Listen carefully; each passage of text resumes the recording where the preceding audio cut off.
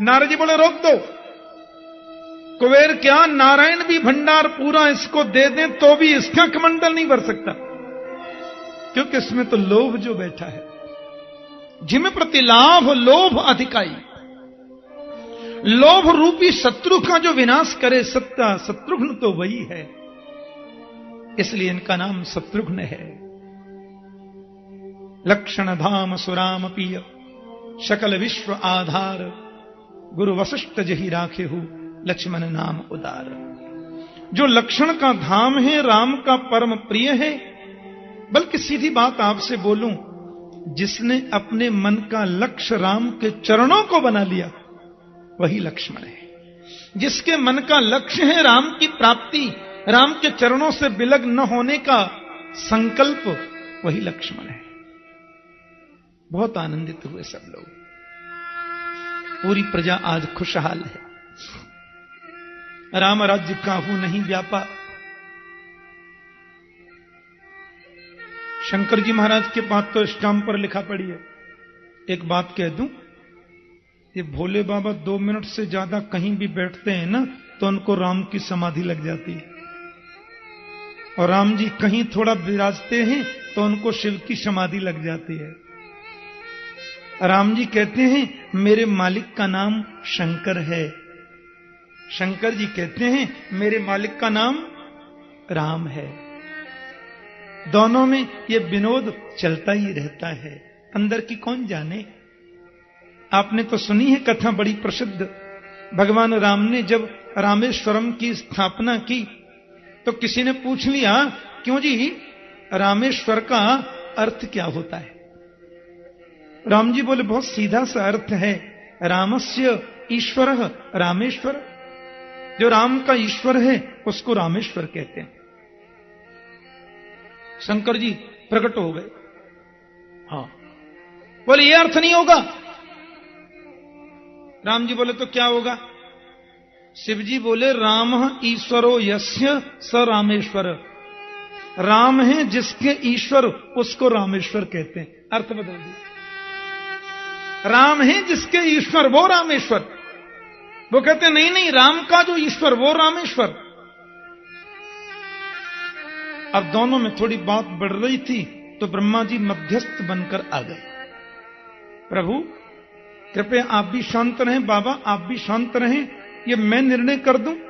बोले हाँ आप कर दो। रामेश्वर का अर्थ क्या होता है? उन्होंने कहा रामश्चासौ ईश्वरश्च रामेश्वर। जो राम है वो ईश्वर है, जो ईश्वर है वो शंकर है, इसलिए जो शंकर है सो राम है, सो राम है वो शंकर है। झगड़ा मत करो। राम कहते हैं वो मेरे मालिक और ये कहते हैं वो मेरे मालिक, दोनों ही मालिक और दोनों ही सेवक। सेवक स्वामी सखा सिय पिय के, ऐसा गोस्वामी जी लिखते हैं। शंकर जी के 3 संबंध हैं राम जी के साथ में। क्या? बोले राम के सेवक भी हैं शंकर जी, और राम के स्वामी भी हैं शंकर जी, और राम के सखा भी हैं शंकर जी। सेवक स्वामी सखा सिय पिय के, अंदर की कौन जाने। दर्शन करने को आगे भोलेनाथ। आज रात्रि में शिवरात्रि आरंभ हो जाएगी। आज रात से शिवरात्रि का पर्व शुरू हो रहा है। हाँ, आज शाम को शिवरात्रि आएगी। अभी तो त्रयोदशी चल रही है। बोलो जय श्री कृष्ण। और कल दोपहर, कल तक है शिवरात्रि, इसलिए शंकर जी का तो स्मरण आज होना ही चाहिए। तो भोले बाबा जब दर्शन करने को गए, अब उन्होंने सोचा प्रभु के पास में जा रहा हूं तो श्रृंगार पूरा ही करके चलूं, पूरा यूनिफॉर्म पहन के जाना है आज। तो क्या किया मालूम? सबसे पहले तो चिता, गरम गरम चिता की भस्मी आई, और उनके प्रधान सैनिक ने भोले बाबा को चिता भस्म से स्नान कराया। महाकाल में भस्मारती होती है ना सवेरे, चिता की भस्म लगा दी। अब देखो दूसरा सेवक आया, उसने भोले बाबा के सिर की जटाओं को ऐसे ऊपर की तरफ करके काले नाग से बांध दिया। तीसरे ने आकर चंद्रमा का मुकुट पहना दिया। चौथे सेवक ने आकर के बाबा को नागों के बाजूबंद पहना दिया। एक झाड़ पोंछ करके ले आया मुंडों की माला, मैं मुंड माला पहन ली। एक ने आकर के मुंड माला के बीच में घोड़ा पछाड़ सांप लटका दिया। एक लाया झाड़ पोंछकर बाघंबर, बाबा को पहना के छोटे छोटे नाग लटका दिए, श्रृंगार हो रहा है। एक ने आके चरणों में नूपुर में नाग बांधे, कुंडल भी तो हैं, तो बिच्छुओं के 2 कुंडल इधर लगा दिए। आपने कातर देखी है जो चिपट जाती फिर छोड़ती नहीं, चीनी डालो तो छोड़ती है, वो कातर कुंडल के ऐसे लटका दी। कुंडल में थोड़ा ऐसे लटकाती है ना, तो वो लटका दिए। हाथ में डमरू है, त्रिशूल भी है, 3 सूल हैं। तीनों सूलों को जो मुट्ठी में रखे वही तो भोलेनाथ है। तीनों गुणों को, सत्वगुण, रजोगुण, तमोगुणों को जो वश में रखे वही तो त्रिगुणातीत है। पूरा यूनिफॉर्म हो गया। अब तो बाबा नंदीश्वर विराजमान हो गए और जा रहे हैं अयोध्या की नगरियों में। अब देखो 5 मिनट शिवरात्रि है ना, तो इसलिए आप थोड़ा मेरे संग गा लो, फिर हम लोग आगे प्रवेश करेंगे कथा प्रसंग में। जय श्री कृष्ण।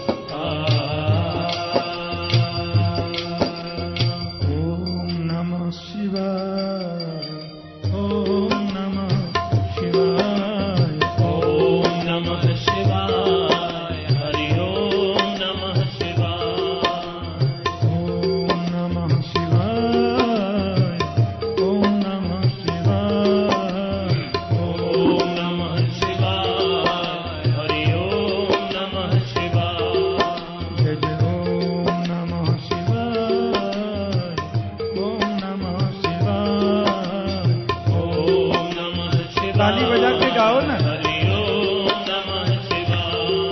बोलो ओम नमः शिवाय, ओम नमः शिवाय, ओम नमः शिवाय, हरि ओम नमः शिवाय।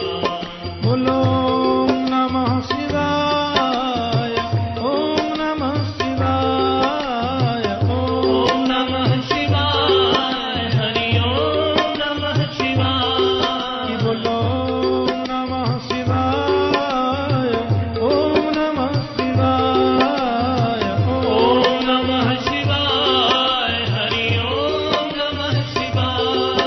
बोलो ओम नमः शिवाय, ओम नमः शिवाय, ओम नमः शिवाय, हरि ओम नमः शिवाय। आज अयोध्या की गलियों में नाचे जोगी मतवाला। आज अयोध्या की गलियों में नाचे जोगी मतवाला। निरंजन खड़ा पुकारे, देखो लाला। अलख निरंजन खड़ा पुकारे, देखो दशरथ का लाला। शैली संगी लिए हाथ में, और डमरू त्रिशूल लिए।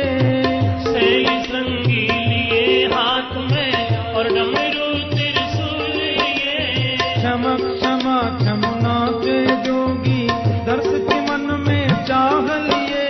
क्षमा क्षमा क्षमा के जोगी, दर्श के मन में चाह लिए। पग के घुंघरू छम छम बाजे, घर में जपते हैं माला। पग के घुंघरू छम छम बाजे, घर में जपते हैं माला। अंग बभूति रमावे जोगी, बाघंबर कट में सो है। बभूति रमावे जो हरि बोलो। बाघंबर कट में सो है। जटा जूट में गंग विराजे भक्त जनों के मन मोहे। जटा जूट में गंग विराजे भक्त जनों के मन मोहे। मस्तक पर श्री चंद्र विराजे गल में सरपन की माला।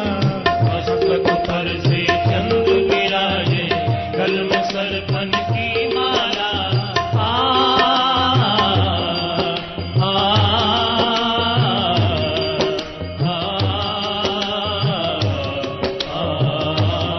जय हो।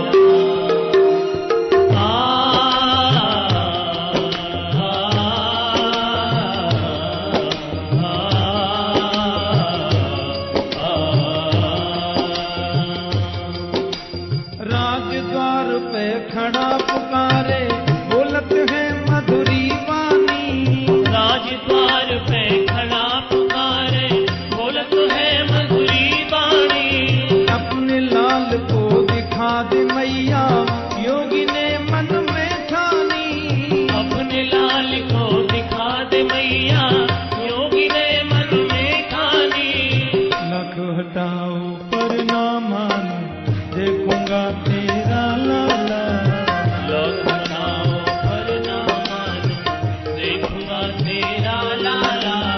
ओम नमः शिवाय, ओम नमः शिवाय।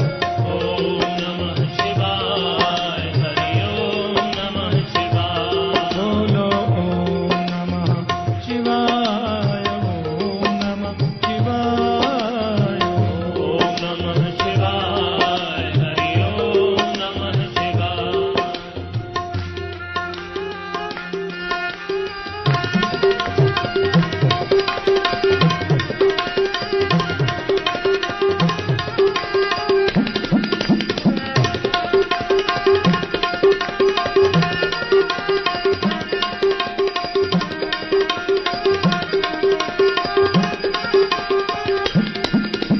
मात कौशल्या द्वार पे आई अपने लाल को गोद लिए।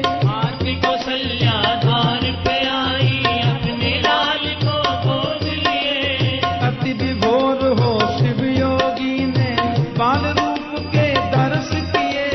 अति विभोर हो शिव योगी ने बाल रूप के दर्श किए। चले हैं सुमिरत राम नाम को कैलासी काशी वाला। चले हैं सुमिरत राम नाम को कैलासी काशी वाला। अलख निरंजन खड़ा पुकारे देखूं दशरथ का लाला। अलख निरंजन खड़ा पुकारे देखो दशरथ का लाला। हरे कृष्ण कृष्ण कृष्ण हरे हरे। हरे राम राम राम हरे हरे। हरे कृष्ण कृष्ण कृष्ण हरे हरे। हरे राम राम राम हरे हरे। बोलो हरे कृष्ण हरे। दर्शन करके चले गए गुरु घर में पढ़ने गए राम जी। अरे क्या पढ़ना है जी, उनको तो सब याद है?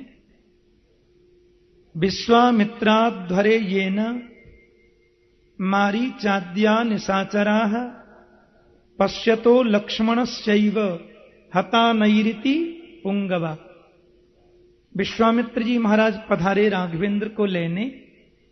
राम लक्ष्मण पितु आज्ञा सिरोधार्ज करके चले गए और मार्ग में प्रभु ने ताड़िका का कल्याण किया जो अविद्या का प्रतीक है। क्रोध युक्त अविद्या ताड़िका का नाम है। और मारीचाद्या निशाचरा, मारीच सुबाहु में सुबाहु को बैकुंठ भेज दिया, मारीच को लंका फेंक दिया। लेकिन भगवान जब जा रहे थे सज्जनों, जनकपुर की ओर जा रहे, ऐसा करुण दृश्य उपस्थित हुआ। भगवान की बड़ी लीला विचित्र है। रास्ते में राम जी ने एक आश्रम देखा। ध्यान से सुनना। चारों तरफ वृक्षावली अद्भुत है, लेकिन वृक्ष भी मानो शांत हैं। हवा चलने पर भी ज्यादा हिलते नहीं।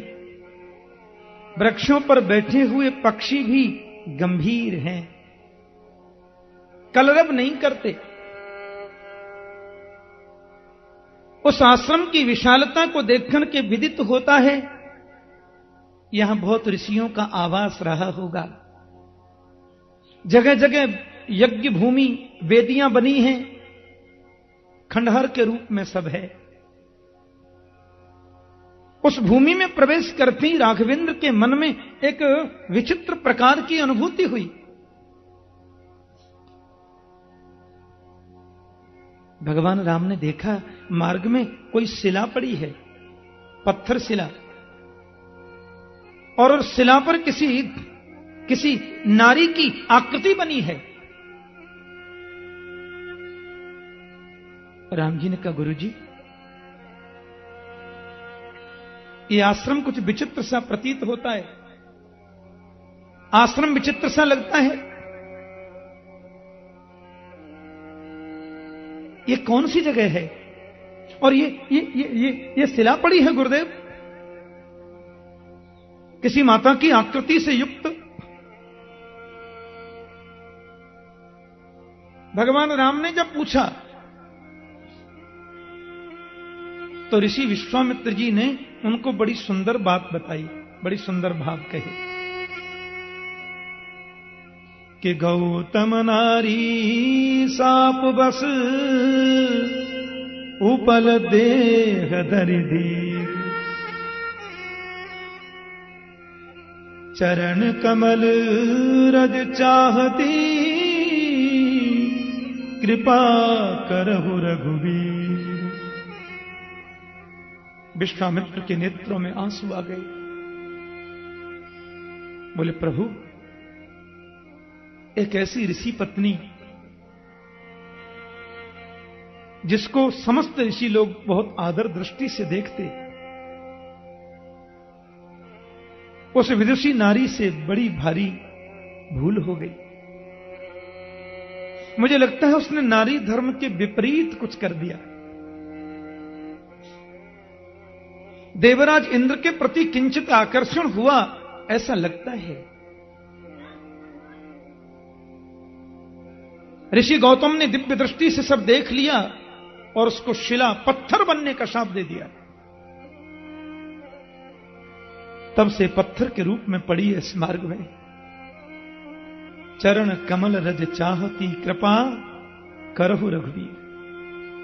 इस दोहा में विश्वामित्र जी का आदेश नहीं है, प्रार्थना प्रतीत होती है। आपके चरणों की धूलि को प्राप्त करेगी, इसे मोक्ष मिलेगा। राम जी बोले, आप क्या कह रहे हैं गुरुदेव? किसी ऋषि पत्नी को मैं अपनी चरण धूलि प्रदान करूं? नहीं नहीं, ये आप क्या कहते हैं गुरुदेव? हम रघुवंशी हैं और हमारे वंश की तो ये परंपरा रही है कि ब्राह्मण की कोई छोटी बालिका भी हमारे घर आ जाए तो हमारे घर के बुजुर्ग भी अपनी पगड़ी उसके चरणों में रखते हैं। ब्राह्मण की बालिका का भी आदर होता है मेरे खानदान में। इतने बड़े महान ऋषि की पत्नी और मैं उसको चरण धूलि? नहीं नहीं गुरुदेव, ये क्या कहते हैं आप? हम रघुवंशी हैं। आपको मालूम है भगवान राम जिस वंश में पधारे, इनके पूर्वज महाराज रघु कितने बड़े तपस्वी और कितने बड़े उदार मना और कितने सहिष्णु परोपकारी। प्राचीन भारत में लोग जब यज्ञ करते थे तो जिस देवता की आहुति दी जाए वो देवता कभी कभी प्रकट होकर आहुति स्वीकार करता था। और यज्ञ के अंतिम दिन सब देवता प्रकट होकर कहते थे, मांगो क्या चाहिए। रघु महाराज ने यज्ञ किया तो यज्ञ में एक एक देवता सब प्रकट हो गए। अग्निदेव प्रकट हुए, इंद्र प्रकट हुए, चंद्र प्रकट हुए, सूर्य प्रकट हुए, सब देव प्रकट हो गए। लेकिन देवताओं में सबसे ज्यादा शक्तिशाली यदि कोई देव है तो उसका नाम है पवन। पवन से ज्यादा शक्तिशाली कोई नहीं। करोड़ों ब्रह्मांड आकाश में लुढ़कते रहते हैं, पर एक ब्रह्मांड को दूसरे ब्रह्मांड से पवन टकराने नहीं देता। नहीं तो पूरे ब्रह्मांड आपस में लड़कर के एक अग्नि के पिंड के रूप में समाप्त हो जाए, लेकिन अग्नि किसी को टकराने नहीं देता। ये पवन देवता बहुत शक्तिशाली है। पवन तनय बल पवन समाना, इसलिए हनुमंत परम तेजस्वी हैं, क्योंकि पवन तनय है। पवन देवता वायु जब प्रकट हुए, महाराज रघु, मैं वायु बहुत प्रसन्न हूं, सब देवताओं से आपने कुछ मांगा है, मुझसे भी कहो क्या चाहिए। महाराज रघु ने कहा, क्या मांगू पवन? बोले, आप जो मांगोगे सो देंगे। रघु ने कहा, आप तो सबसे शक्तिशाली हैं, और मेरा राष्ट्र जो भारत है यह कृषि प्रधान देश है। मेरे राष्ट्र के कुछ एक इलाके ऐसे हैं जहां हमारी बहनें भी खेती में कार्य करती हैं, पत्नी भी अपने पति के साथ में खेत के कार्य में हाथ बटाती हैं। ऐसे भी कई इलाके इस राष्ट्र में हैं और अधिकांश हैं। बस आपसे एक ही निवेदन है महाराज पवन, मेरे राष्ट्र की कोई माता, कोई बहन, कोई बेटी अपने कृषि के कार्य को संपन्न करके अपने घर की ओर जब आवे और कदाचित वो मार्ग में थक जाए, किसी वृक्ष के नीचे विश्रांति के लिए बैठ जाए और बैठे बैठे कदाचित उसको नींद आ जाए और गहरी नींद में सो जाए, तो पवन देवता तुम इतनी मर्यादा से चलना, इतनी मर्यादा से बहना कि उस नारी का अंग वस्त्र से अंग से उठ करके कभी न जाए। उस नारी का जो अंग वस्त्र है वो मर्यादा में बना रहे। इतनी गति से ही तुम बहना, इतनी गति से चलना ताकि उसकी मर्यादा भंग न हो सके। महात्मा पवन तो गदगद हो गए। जहां प्रत्येक नारी के आवरू के प्रति इतने सद्भाव, इतने सद्विचार हों, उस वंश में जन्मे हैं परात्पर श्री राम, वो किसी ऋषि पत्नी को चरण स्पर्श कैसे दे सकते हैं? राम ने कहा, संभव नहीं है और मैं ये नहीं कर सकता। विश्वामित्र जी बोले,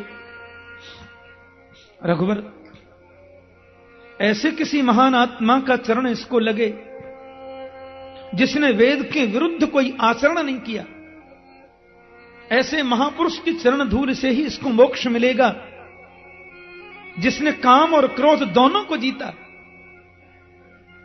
राम जी बोले, तो फिर यह काम आप ही कर दो ना गुरु जी, अपने चरणों का स्पर्श आप ही प्रदान कर दो ना। विश्वामित्र बोले, मैंने क्रोध को कहां जीता है रघुवर? आपके कुलगुरु आचार्य वशिष्ठ जी के प्रायः समस्त पुत्रों को मैंने अपनी तलवार से मार दिया। 99 पुत्रों का कत्ल किया था वशिष्ठ जी के महात्मा विश्वामित्र ने, तो मैंने क्रोध को कहां जीता है?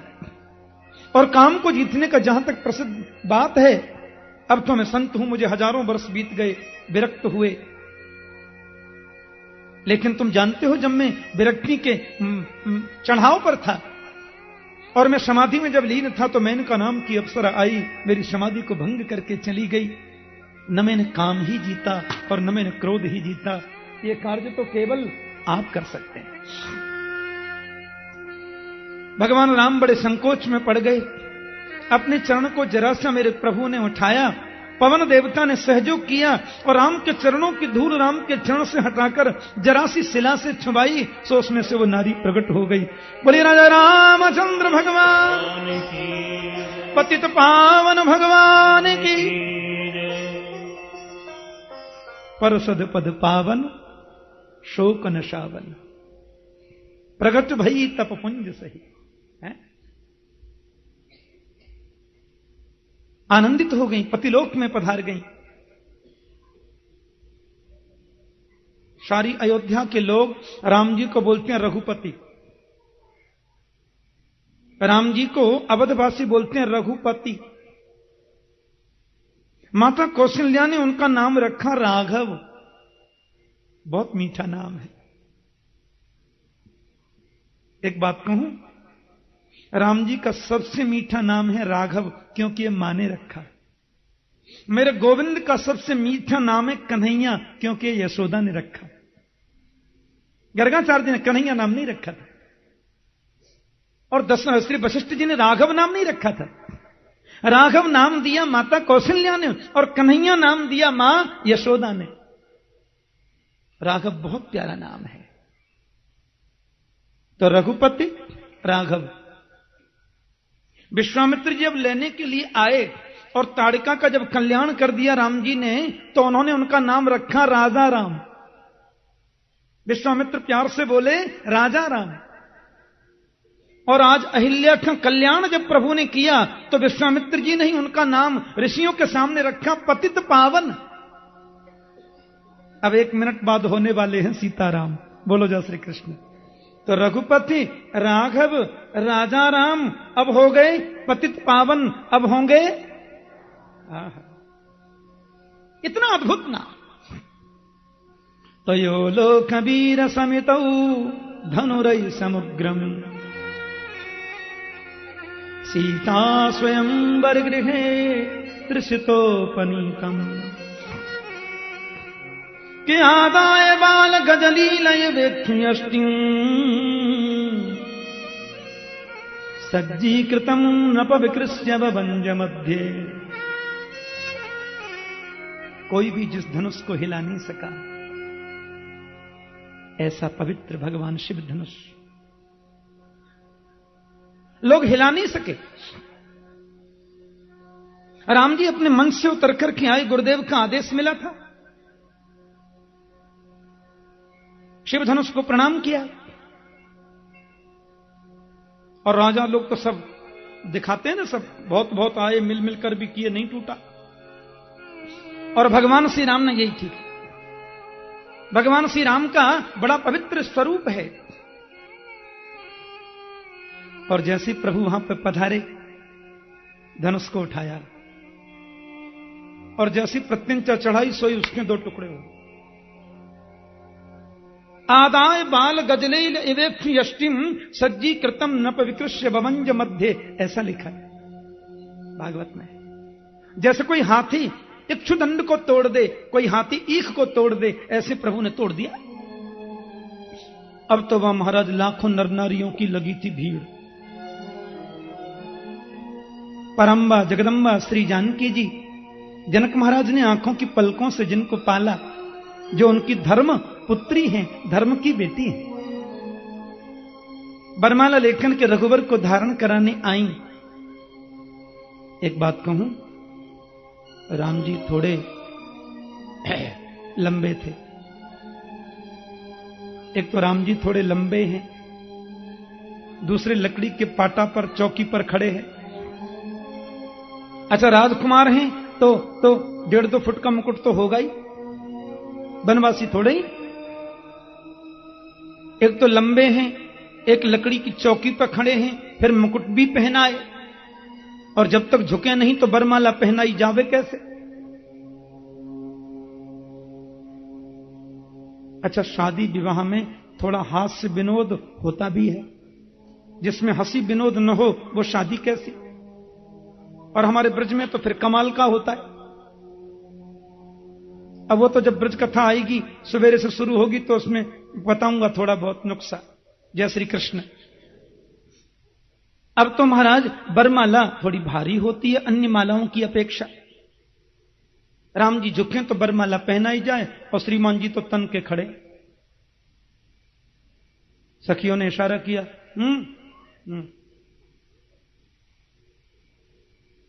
राम जी बोले, सखियां बोली, इतनी भारी माला लिए लाडली जी खड़ी हैं, आपको झुकना होगा रघुबर। बोले, हम रघुवंशी हैं। और रघुवंशी जी यहां बड़े बड़े झुक जाते हैं, जल्दी करिए। हां, सेनापति ने हाथ जोड़ के कहा, देखो रघुबर, ये अच्छी बात नहीं है। बेटी जानकी को तो आंखों की पलकों से पाला, इन्होंने तो कभी कष्ट देखा ही नहीं, इतनी देर हुई माला लिए खड़ी हैं। माता जानकी ने कभी जमीन पर पैर नहीं रखा। मैत्री शरण गुप्त ने कविता में यह बड़ा सुंदर प्रस्तुत किया है।